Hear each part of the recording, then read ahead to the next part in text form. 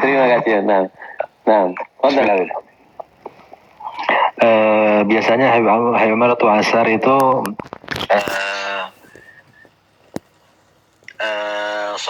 sholat asar di Darul Mustafa. Dan sebelumnya itu kan disuguhkan misalnya makan siang dan sebagainya. Apa perlu Habib? Artinya menjelang asar itu biasanya kan selesainya jamuan makan di rumah Umar itu kan menjelang asar. Apakah perlu disebutkan di sini Habib apa yang menjadi kebiasaan Habib Umar ketika menjamu para tamunya, mungkin yang ingin tahu tentang adat Habib Umar atau adat Kota Tarim, atau perlu kan langsung lanjut ke setelah asarnya. Nah, ini apa namanya, ini masuk asar kan, sebelum asar, jadi harus disebutkan juga Habib, karena ada kalimat asarnya di situ. Jadi teman-teman sekarang kita akan dengarkan dari Habib Mahdi.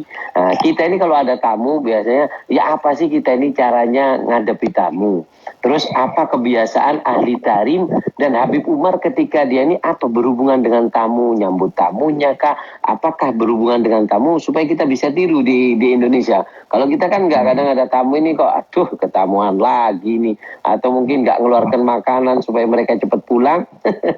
Jadi kita kepingin dengar kepada Habib Mahdi sebelum kita masuk ke waktu asar, kita pengen dengar bagaimana itu kebiasaan orang Tarim tentang tamu, dan karena Habib Mahdi sendiri yang menyediakan makanan di situ, apa Habib Umar dan tamu, bagaimana ceritanya Habib Umar dan tamu.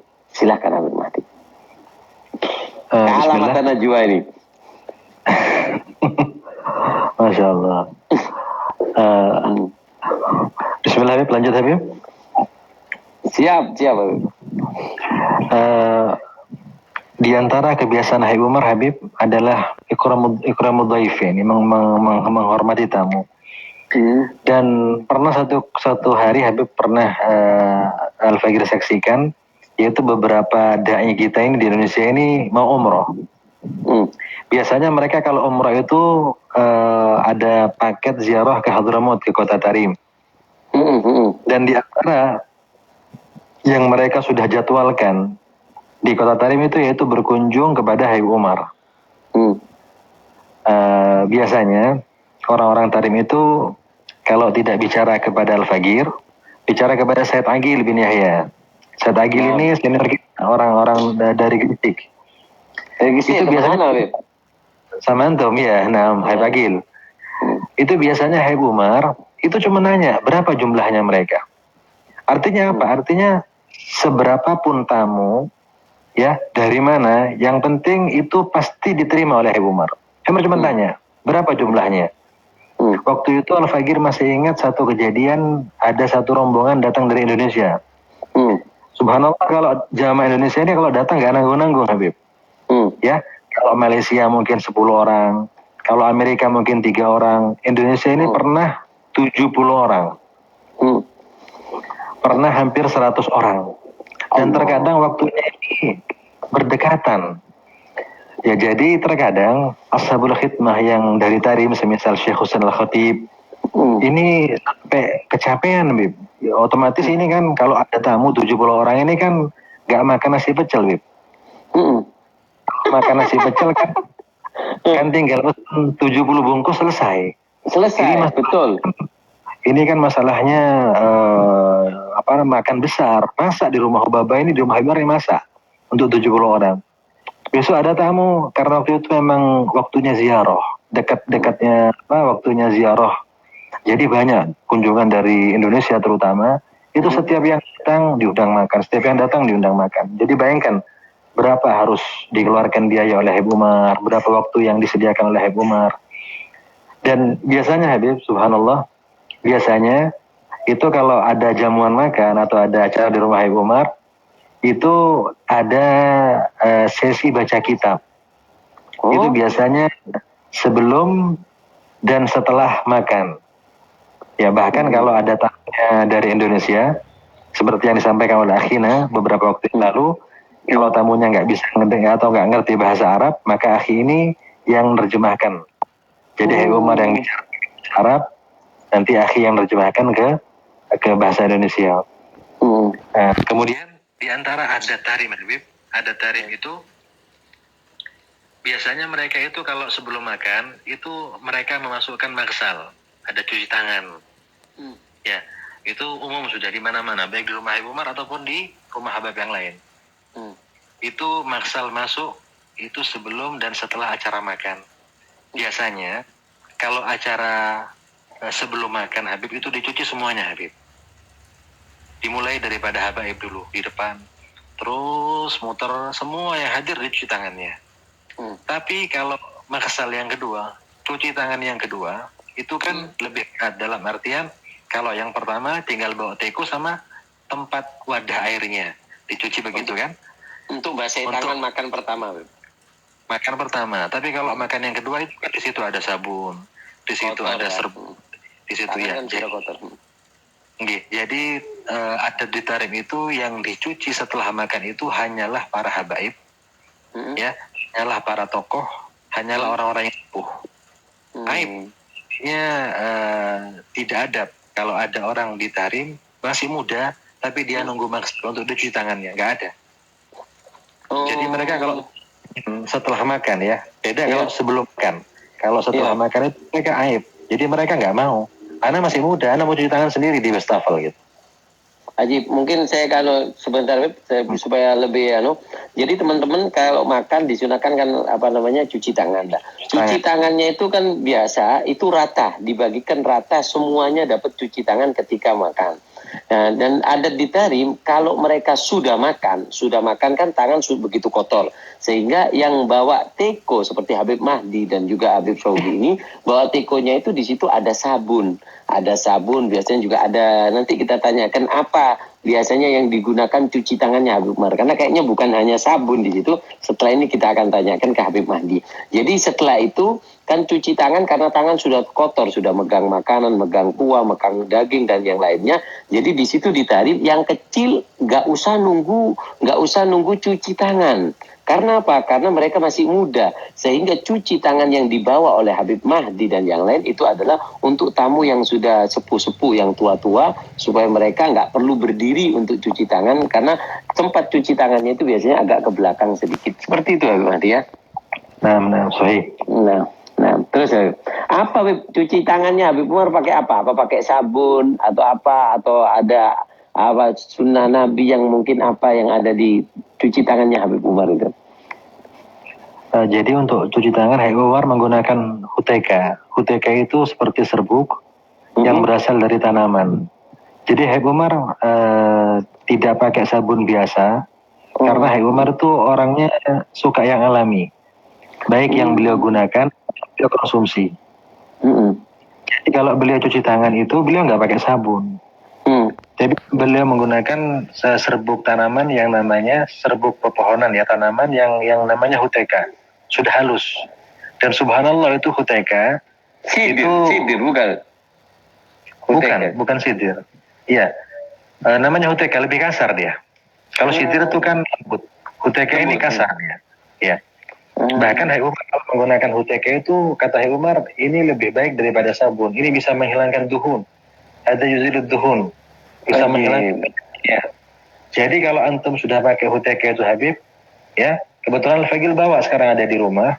Jadi kalau Habib Umar ada datang ke Indonesia ke Muharram, biasanya bulan Muharram itu Al-Fagil bawa huteka itu. Antum bawa sekarang Habib? Antum bawa ini? Waktu itu masih ada sisanya yang Anda bawa dari itu masih Insya Allah teman-teman nanti ketika live bersama Habib Saugi kita akan lebih detail lagi, dan juga huteka itu kita kepingin Habib Saugi untuk menyediakan dan nunjukkan ini loh hutekanya seperti itu. Itu nanti kepada Habib Saugi. Itu bagian kedua Habib Saugi nanti akan kita itik sampai keluar ilmu-ilmu yang nggak disebutkan oleh Habib Mahdi. Nah ini ada teman-teman yang kasihan Habib Mahdi, Habib Mahdi itu ngantuk. Saya jawab, saya nggak kasihan ke Habib Mahdi. Saya ngajian kepada pecintanya Habib Umar yang mereka haus karena Habib Mahdi ini sulit dipegang.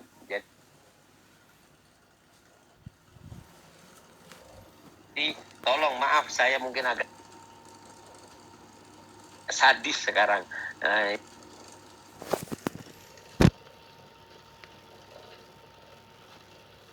ini live terakhir ini Nanti kalau sudah putus, nanti kelanjutannya bersama Habib Saugi. Jadi saya minta maaf Habib kalau live-nya harus 3 kali, tapi ini untuk kepentingan mereka yang haus dengan Habib Umar. Kalau mereka terkadang bacanya cuma di internet Habib, dan itu cerita-cerita yang terkadang banyak tambahan, banyak kurangan seperti itu Habib. Jadi kita kepingin sumbernya, dan jadi minta maaf Habib kalau saya ganggu antum, dan saya dipaksa oleh teman-teman untuk ganggu antum ini.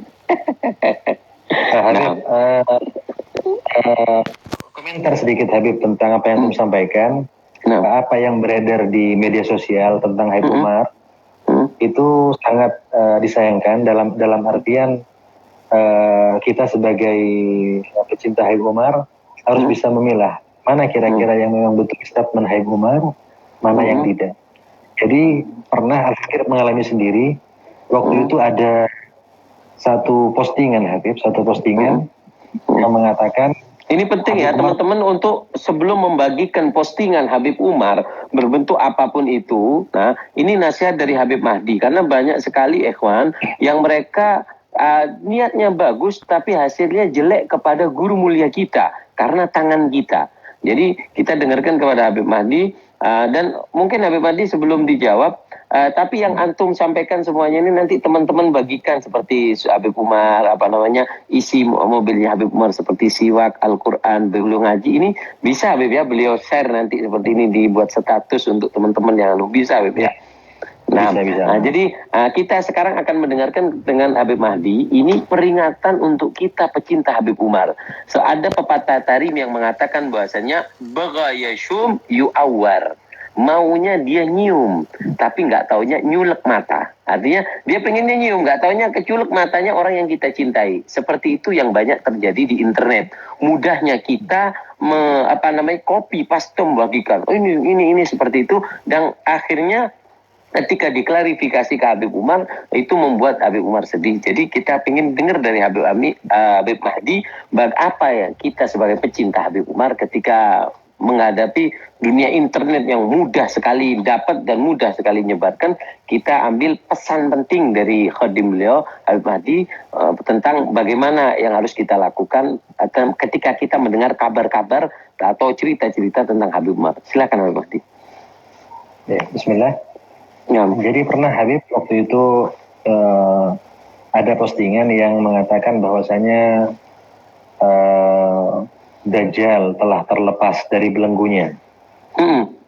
Jadi memang bagus, dalam artian ini permintaan untuk membaca atau melazimi pembacaan 10 ayat.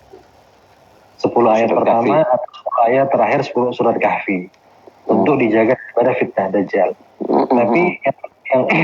Tetapi menisbahkan bahwasanya belenggu Dajjal, hati-hati, belenggu Dajjal sudah terlepas. Untuk kita terlepas daripada fitnah Dajjal, untuk dibaca ayat surat Kahfi 10 ayat awal atau akhir. Ini bagus sebetulnya, tetapi nisbah kalimat belenggu Dajjal telah terlepas itu dinisbahkan kepada Habib Umar. Waktu itu Habib, apakah pernah untuk mengatakan hal seperti ini Habib? Artinya Dajjal ini sudah terlepas belenggunya dan lain sebagainya. Saya nggak pernah mengatakan ini, Habib. Allah. Jadi pengalaman Al-Fakir dan juga mungkin banyak ikhwan yang lebih tahu daripada Al-Fakir. Cuman secara singkat untuk memilih dan memilah apa yang dinisbahkan kepada Habib Umar. Bahkan potongan-potongan video, walaupun secara jelas Habib Umar mengatakan A, B, C, di dalam potongan video itu sebagai pecinta Habib Umar kita tidak boleh mengartikan seperti apa yang disampaikan oleh beliau. Bisa jadi potongan itu maksudnya beda, tempatnya beda, konteksnya berbeda. Jadi Habib, mungkin antum juga lebih paham dari kita orang. Maksudnya bagaimana para muhibbin, para pecinta ini memilih dan memilah terlebih dahulu mana yang boleh di copy paste, mana yang boleh di-share, mana yang tidak. Biasanya Habib Umar itu di dalam menggunakan media sosial, beliau tidak akan menceritakan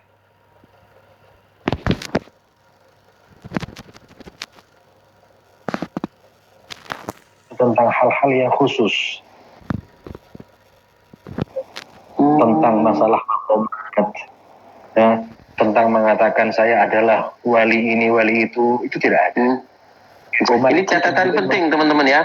Ini catatan penting bahwasanya jika ada kalimat yang menisbahkan kepada Habib Umar sesuatu yang sangat detail seperti kayak tadi jelajah apa dan juga mungkin tambahan Habib Mahdi, alhamdulillah di Indonesia ini ada alumni Habib Umar yang mereka terkumpul dalam Al-Wafa dan ada Instagramnya, ada Facebooknya, ada namanya Al-Wafa. Al-Wafa seperti itu bisa dicari Al-Wafa ID atau apa, itu adalah alumni. Jadi jangan mudah menerima kabar seperti yang dikatakan Habib Mahdi. Jadi apa Habib yang intinya bisa dikaris besar di sini, apa yang nggak mungkin Habib ceritakan ketika di ceramahnya. Artinya kalau kita dengar ini bisa kita ini belum tentu dari Habib Umar. Apa tadi Habib? Nah, jadi seandainya ada tulisan, terutama tulisan ya. Tulisan. Kalau tulisan lalu ada gambar Habib Umar, lalu menceritakan tentang karamat beliau, tentang makom beliau atau hal-hal yang menceritakan masa depan dan lain sebagainya, itu perlu ditelusuri kebenarannya. Jadi di share itu dipastikan apakah betul, dari mana linknya, dari mana sumbernya. Seperti yang antum sampaikan, ada baiknya juga mengfollow Al-Wafa daripada Al-Wafa Bi'ahdillah yang